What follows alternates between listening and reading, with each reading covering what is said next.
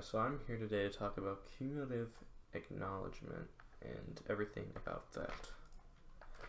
So to start off, I'm just going to say, what is cumulative acknowledgement? Cumulative acknowledgement happens when an acknowledgement comes in for a frame, then each frame after that also gets acknowledged. This means that it looks at the frames given up to a certain point that needs to be sent over. So basically it just goes through a certain set of frames and it acknowledges it to make sure everything is good. Why is this important? It is important when some previous frames might be lost or garbled, because this has a set amount of frames that it checks. So it is helpful because it reduces time wasted on acknowledging, and also that allows time to be used elsewhere. So since it's predetermined, it is checking over already, so it's not going to do anything else.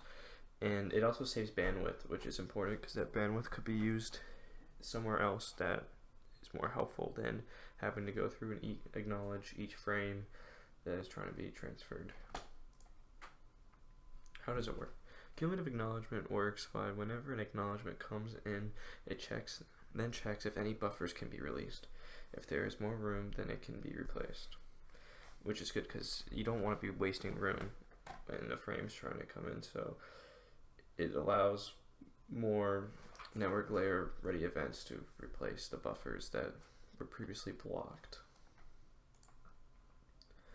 So this is an example of it. So this is like an example of timers and like a clock, and this shows the real time of the clock, and this is the ticks to go, frame being timed, pointer to next timeout, and this is it keep going and going. And then this is the timestamp at 10:05, and this is like every time it clicks, and then it repeats with the pointer, next timeout, frame being timed, and ticks to go. And it's using cumulative acknowledgement to go through each check at these specific times. So a question I have, which I would give 30 seconds of time, is what is a benefit of cumulative acknowledgement? And you can see that in the previous slides, the answer for that.